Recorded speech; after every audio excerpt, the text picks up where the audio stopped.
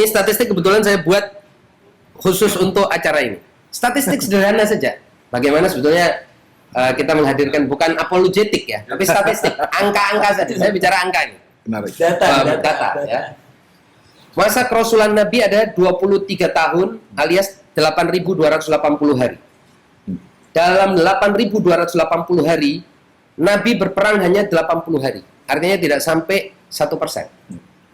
Kemudian Al-Quran berisi 6.236 ayat yang berbicara tentang jihad dan qital. Qital itu lebih spesifik daripada jihad. Kalau jihad itu kan berjuang dengan sungguh-sungguh. Tapi qital dalam pengertian berperang itu adalah 214. Ini total jenderal. Di dalamnya ada jihad. Padahal jihad itu diantaranya adalah memberi nafkah kepada keluarga. Di antara jihad juga belajar. Di antara jihad juga maknanya membantu orang, bersedekah, memberikan sebagian hartanya untuk orang dan lain sebagainya. Tapi yang spesifik kita itu tidak lebih dari 110. Artinya dari 6.236 juga lagi-lagi tidak sampai 1%.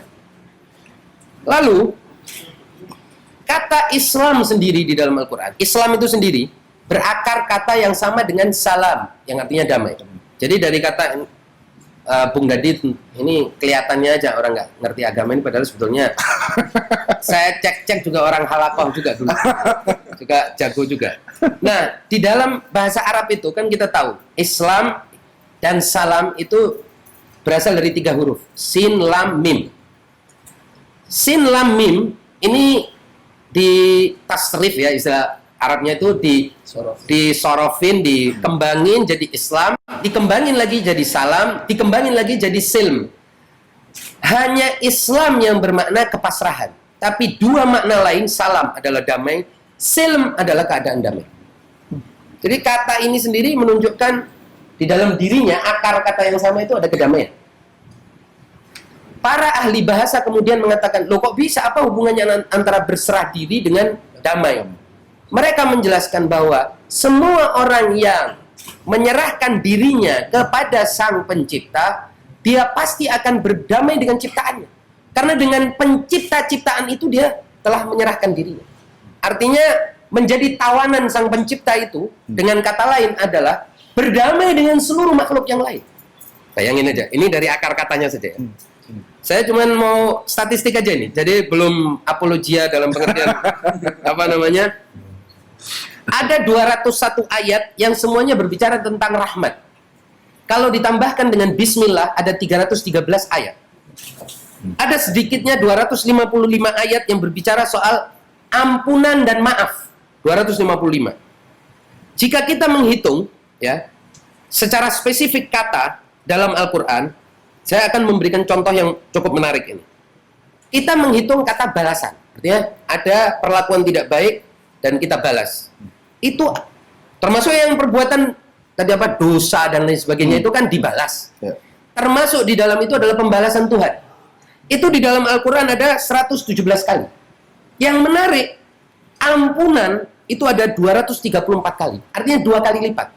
117 dikali 2 berarti 234. Ini baru ngomong statistik ya? Ini statistik aja. Supaya maksud saya agama yang seperti ini tapi kuantitatif saja.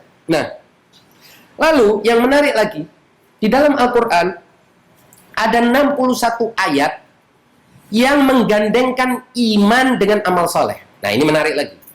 Iman di dalam Al-Quran itu lagi-lagi berasal dari 3 huruf yang dari situ juga muncul makna aman, keamanan.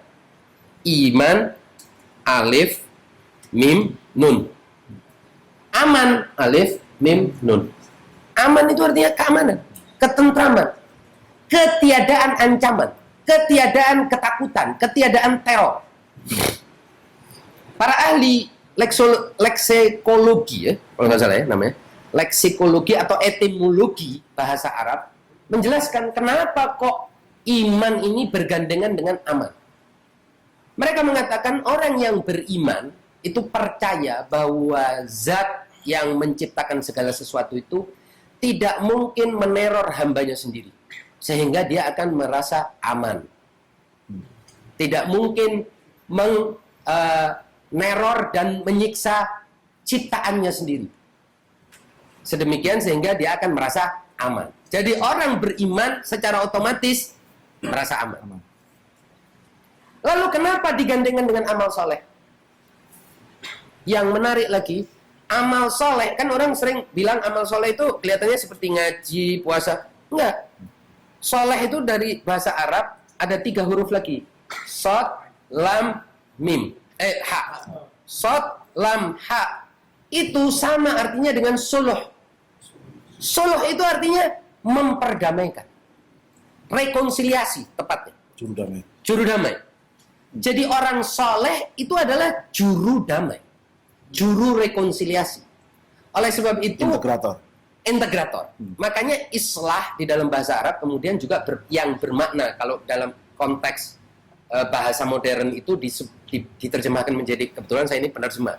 Jadi islah itu yang juga berasal dari sod, lam, ha, itu bermakna reformasi. Tetapi kemudian para ahli bahasa berdebat. Reformasi itu yang berakar dari atau yang bermula dari kata bahasa Arab islah harus dilakukan dengan cara yang suluh, dengan cara yang damai.